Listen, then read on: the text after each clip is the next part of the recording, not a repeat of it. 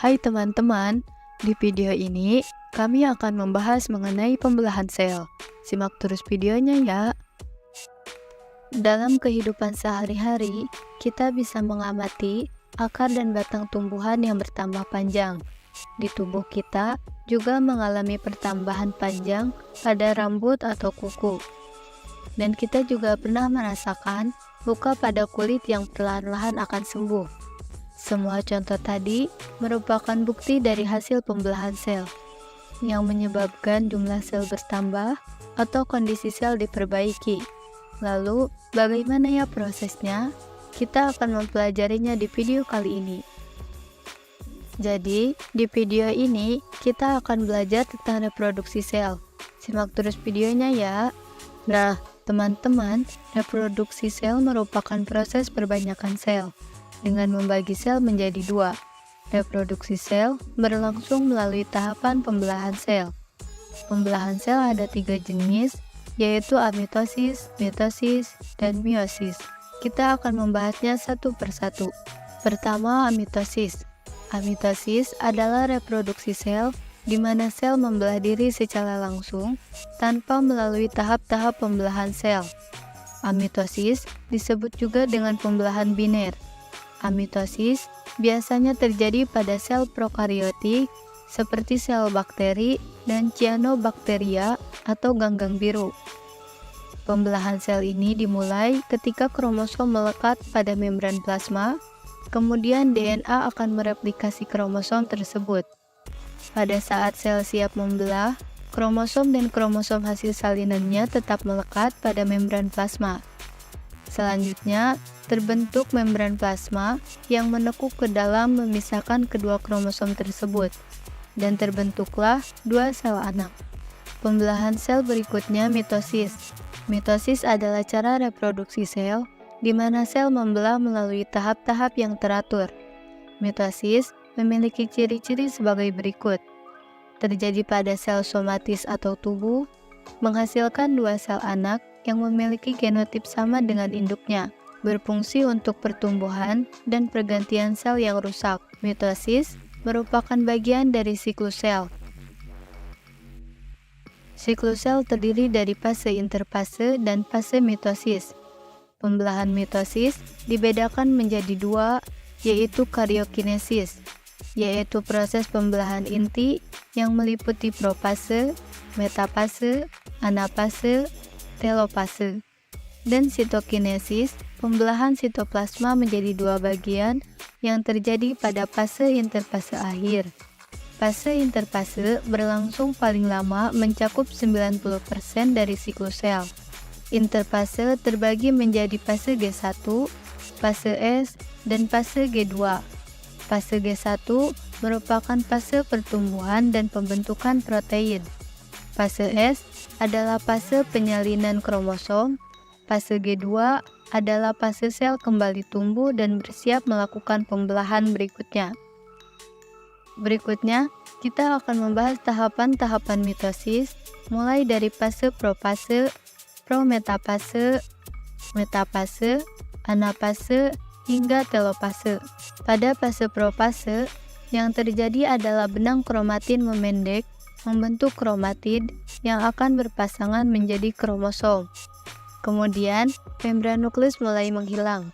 Pada prometafase, membran nukleus terfragmentasi sehingga mikrotubula dapat masuk ke nukleus. Kromatid dari setiap kromosom memiliki konektor yang terletak pada sentromer. Selanjutnya, mikrotubula akan melekat pada kinektor kromosom.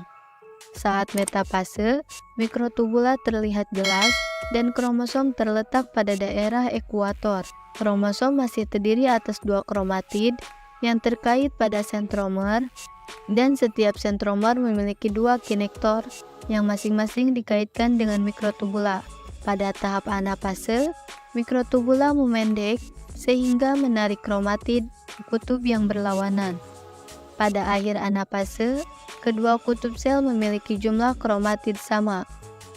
Dan saat telofase berlangsung, sitokinesis yang memisahkan sel menjadi dua sel anak. Peristiwa tersebut terjadi dengan menipis dan memanjangnya kromatid. hingga terbentuk kromatin, nukleolus, dan membran nukleus juga mulai terbentuk kembali, hingga nukleus muncul sempurna dan terbentuk dua sel anak identik.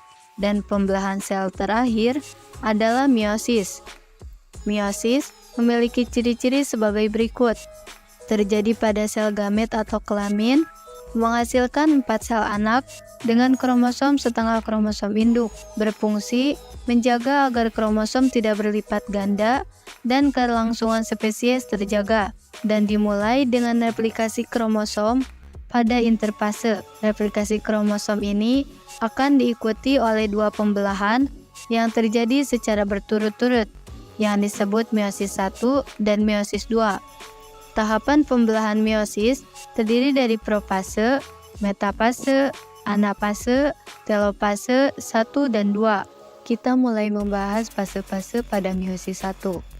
Pada profase 1, mengambil sekitar 90% waktu meiosis dan terjadi dalam 5 fase. Pertama, liptotin, yaitu tahapan saat kromatin menebal membentuk kromosom.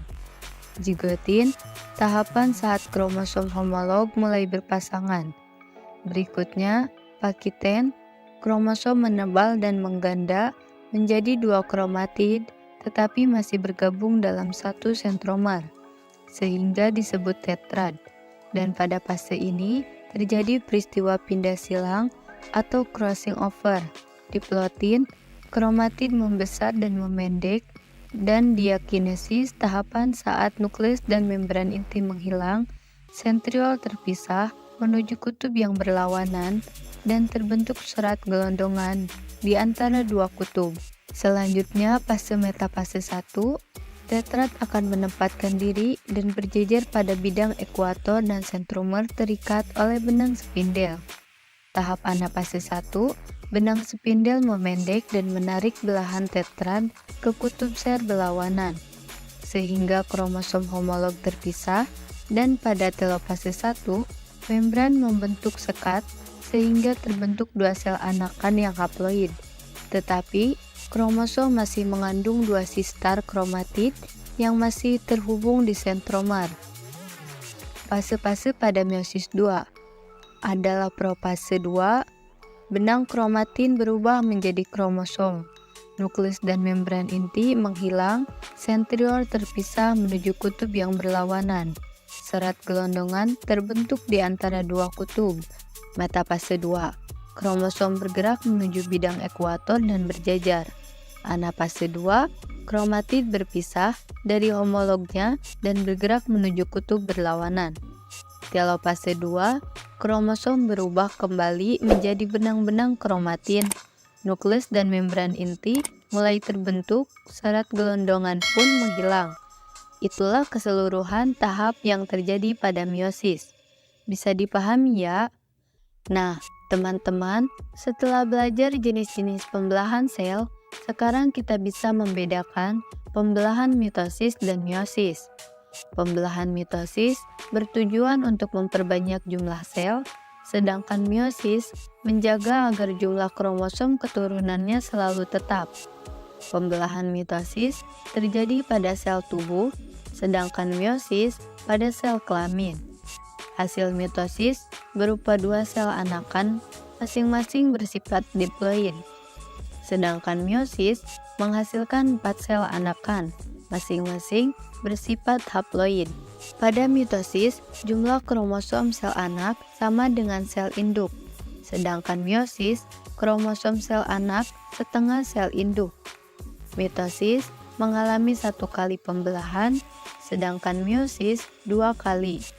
Pada fase metafase, mitosis setiap kromosom terdiri dari 2 kromatid yang berjajar di ekuator. Sedangkan meiosis, setiap sepasang kromosom terdiri dari 4 kromatid berjajar di ekuator.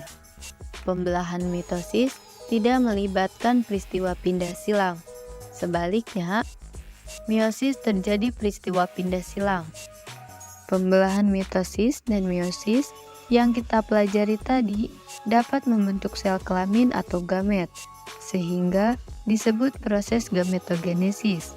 Proses gametogenesis akan disampaikan oleh teman saya. Proses gametogenesis merupakan proses perkembangan sel gamet atau ovum dan sperma diploid menjadi haploid. Pada hewan, gametogenesis terjadi melalui proses spermatogenesis atau pembentukan sel gamet jantan dan oogenesis pembentukan sel gamet betina. Spermatogenesis adalah proses pembentukan sel kelamin jantan atau sel sperma yang terjadi di tesis. Spermatogenesis dimulai dengan sel gamit primer yang mengalami pembelahan dan menghasilkan sejumlah sel yang disebut spermatogonium. Setiap spermatogonium bersifat diploid akan mengalami pembelahan mitosis. Untuk menghasilkan satu spermatosit primer akan membelah secara meiosis 1, membentuk dua spermatosit sekunder yang bersifat haploid. Dua sel spermatosit sekunder selanjutnya mengalami meiosis 2, sehingga membentuk 4 sel spermatid yang haploid. Dua sel spermatid akan mengalami pematangan atau spermiogenesis, membentuk 4 sel spermatozoa atau sel kelamin jantan yang telah matang dan bersifat haploid. Jadi, spermatogenesis menghasilkan 4 sel spermatozoa setiap kali pembelahan. Oogenesis adalah proses pembentukan sel telur atau ovum yang terjadi di ovarium betina. Oogenesis dimulai dengan sel induk oogonium yang diploid akan membelah secara mitosis untuk menghasilkan oosit primer diploid. Oosit primer kemudian membelah secara meiosis 1, menghasilkan satu oosit sekunder haploid yang ukurannya lebih besar karena mengandung sitoplasma lebih banyak dan satu badan polar 1 atau polosit primer yang berukuran lebih kecil. Selanjutnya, oosit sekunder dan badan polar 1 akan mengalami meiosis 2. Oosit sekunder akan membentuk satu oot haploid dan satu badan polar 1. Sedangkan badan polar 1 akan membentuk badan polar 2 atau polosit sekunder sebanyak 2 badan polar 1 dan 2 badan polar 2 haploid akan mengalami kematian atau degenerasi. Sedangkan ooot akan berdiferensiasi menjadi satu sel ovum yang haploid. Jadi, hasil akhir oogenesis adalah ovum dan 3 badan polar. Sekarang, kita bisa membedakan proses spermatogenesis dan oogenesis. Berdasarkan tempat terjadinya, spermatogenesis terjadi di testis, sedangkan oogenesis di ovarium. Spermatogenesis terjadi terus-menerus setiap harinya setelah pubertas. Sebaliknya, oogenesis memiliki siklus rutin setiap bulannya. Setelah masa pubertas atau siklus menstruasi, spermatogenesis menghasilkan 4 sel fungsional berupa sperma haploid, sedangkan oogenesis menghasilkan satu sel ovum haploid dan 3 badan polar yang berdegenerasi. Spermatogenesis menghasilkan jutaan sperma dan oogenesis menghasilkan satu ovum perubahan sel sperma yang dihasilkan spermatogenesis, berukuran sama dengan spermatid dan spermatosit, sedangkan ukuran ovum jauh lebih besar daripada oosit.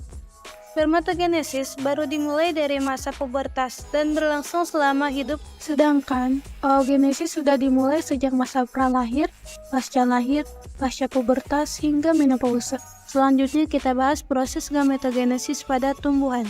Gametogenesis pada tumbuhan dibedakan menjadi 2, yaitu mikrosporogenesis, pembentukan gamet jantan atau serbuk sari, dan megasporogenesis, pembentukan gamet betina atau ovum.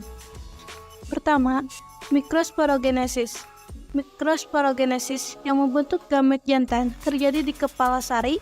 Di dalam kepala sari terdapat kantung serbuk sari yang di dalamnya terdapat berbagai sel-sel induk serbuk sari atau mikrospora yang diploid. Pembentukan mikrospora dalam bulu serbuk sari ini berasal dari mikrosporosit. Mikrosporogenesis menghasilkan 2 macam inti sebanyak 3 buah inti. Tahapan-tahapan mikrosporogenesis adalah: pertama, sel induk mikrospora akan mengalami pembelahan meiosis 1 dan menghasilkan sepasang sel haploid.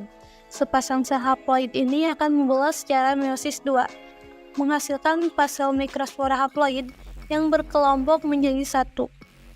Atau tetra, setiap mikrospora mengalami pembelahan karyokinesis sehingga menghasilkan 2 inti haploid, yaitu inti vegetatif atau inti salurar serbuk sari, dan inti generatif. Inti generatif membelah secara mitosis sehingga membentuk 2 inti sperma, yang dikenal dengan inti generatif 1 dan inti generatif 2.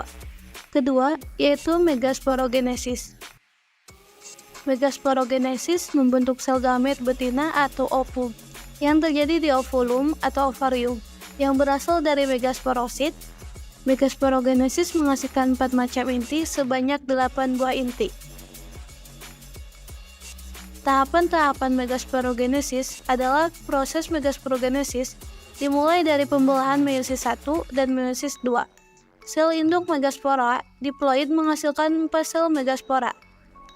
Pada tumbuhan angiosperme, hanya 1 megaspora saja yang fungsional. Selanjutnya, 1 sel megaspora yang haploid mengalami 3 kali pembelahan mitosis berturut-turut, menghasilkan 8 sel megaspora di dalam gametofit betina. 8 sel tersebut selanjutnya tersusun menjadi 3 sel antipoda, 2 inti kutub atau inti kandung lembaga sekunder, 1 sel ovum, dan 2 sel sinergid. Kedua proses gametogenesis tumbuhan ini dapat kita bedakan sesuai tabel berikut. Mikrosporogenesis terjadi di kepala sari, sedangkan megasporogenesis terjadi di bakal buah atau ovarium. Mikrosporogenesis mengalami 2 kali karyokinesis dan megasporogenesis 3 kali.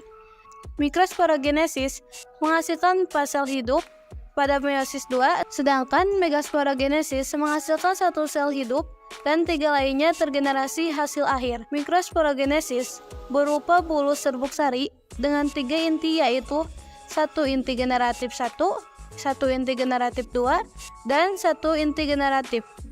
Sedangkan megasporogenesis menghasilkan kantong embrio yang terdiri dari 8 inti, yaitu 1 ovum atau sel telur, 2 sinergid, 2 inti kandung lembaga, dan 3 antipoda.